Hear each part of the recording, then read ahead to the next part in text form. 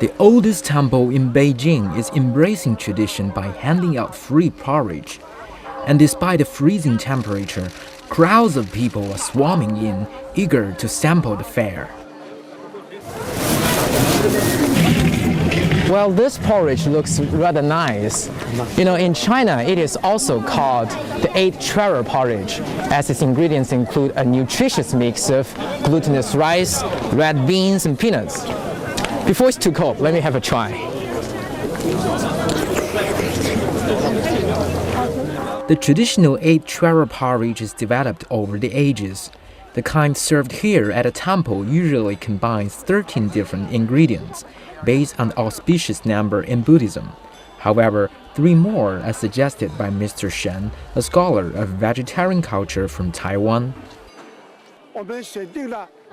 Tanzhe Temple invited me to consult them on vegetarian cooking. We add oats, wheat, and buckwheat to make a healthier porridge, so followers will get more nutrition from it.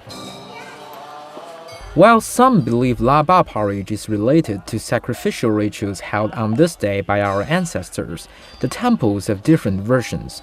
They say that enlightened Sakyamuni became Buddha on the 8th day of the last lunar month, or Laba in Chinese. Earlier, however, a shepherdess have saved him from fatigue and hunger with a bowl of porridge. As time went by, the 2 celebrations were combined.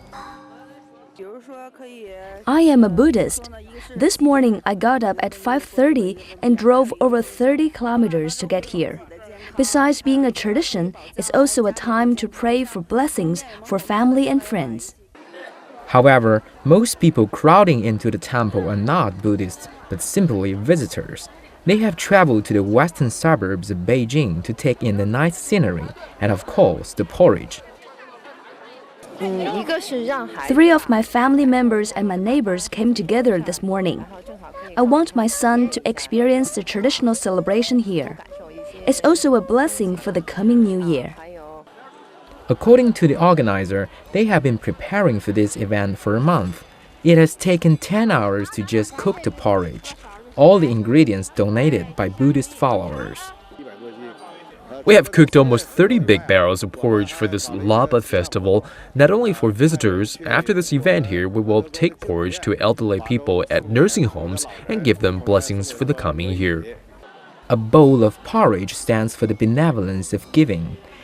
And although it's 1,000 years old, this Chinese tradition is still going strong, bringing happiness in the form of tasty hot porridge during the chilly winter season. 齐伟 CCTV. Looks tasty, especially on a cold winter's day. Well, temples are not the only place where free Laba porridge is being offered. At Quanjude restaurant in Beijing, diners and passers-by have been treated to hot porridge for some early breakfast on the morning of the Laba Festival. Let's take a look. At 4 o'clock in the early morning, chefs at Quanjude restaurant begin cooking the Laba porridge. This year's porridge has been made using 20 ingredients, including rice, glutinous rice, beans and dried fruit, and it took 5 hours to make. Many people queue up here in front of the restaurant to get a taste of the traditional dish. I'm Singaporean Chinese. Today is a good opportunity for me to experience the traditional Laba Festival here in China. I'm from Hubei province. This is the first time I've eaten Laba porridge in Beijing. It's more delicious than the porridge I cook. Some well-known artists have been invited to the restaurant to help serve. Handing out free porridge during the Laba Festival is a Chinese tradition that we should keep and pass on. It's nice that so many people are here to celebrate the event together. Laba is a traditional festival, so we have a responsibility to spread this culture.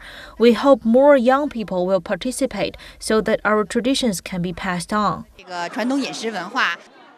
This is the 6th year running that Quanjude has offered free porridge for the festival, and it certainly goes down well. A total of 1,800 bowls of porridge were lapped up within just half an hour. Lee Maxwell Simpson, CCTV.